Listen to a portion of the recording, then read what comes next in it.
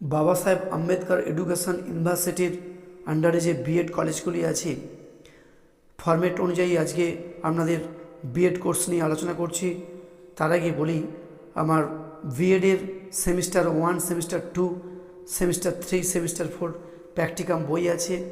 সেই প্র্যাকটিকাম বইগুলি আপনারা অবশ্যই কলেজটির থেকে পেয়ে যাবেন। তার সঙ্গে বলি, আপনারা অনেকেই ভিডিওর পিডিএফ নিতে চান, তাদের ক্ষেত্রে বলি, এই ভিডিওটির পিডিএফ ফাইল ডেসক্রিপশান বক্সে দেওয়া রয়েছে। পিডিএফ ফাইলটির পাসওয়ার্ড ভিডিওর মধ্যে রয়েছে, আপনারা ভিডিওটি দেখুন।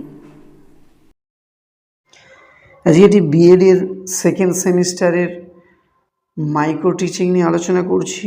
এটা জেনারেল পেপার, কোর্স হচ্ছে 1.2.3, কিন্তু যেহেতু জেনারেল পেপার সেই জন্যে নিজস্ব সাবজেক্টের এই প্র্যাকটিকামটি করতে হবে। যেমন বিষয় হচ্ছে রাষ্ট্রবিজ্ঞান, পাঠ একক থাকছে, শ্রেণী থাকছে, সময় 8 মিনিট, ছাত্র সংখ্যা 10 জন, শিক্ষক বা শিক্ষিকা।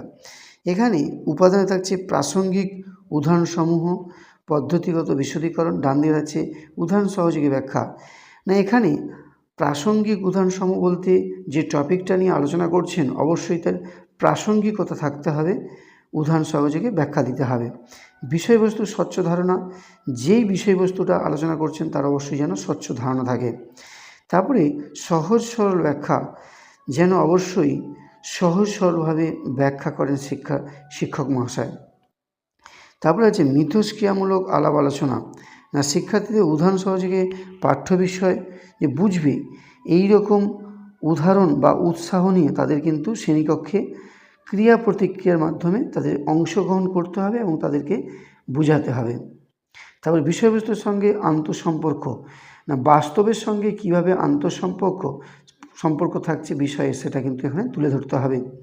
তারপরে থাকছে প্রথম পর্যবেক্ষকের মতামত, দ্বিতীয় পর্যবেক্ষকের মতামত। প্রথম পর্যবেক্ষক সিগনেচার করবে এবং দ্বিতীয় পর্যবেক্ষক সিগনেচার করবে। এখানেই পলিটিক্যাল সায়েন্সের মাইক্রো টিচিং ব্যাখ্যাকরণ সমাপ্ত করলাম।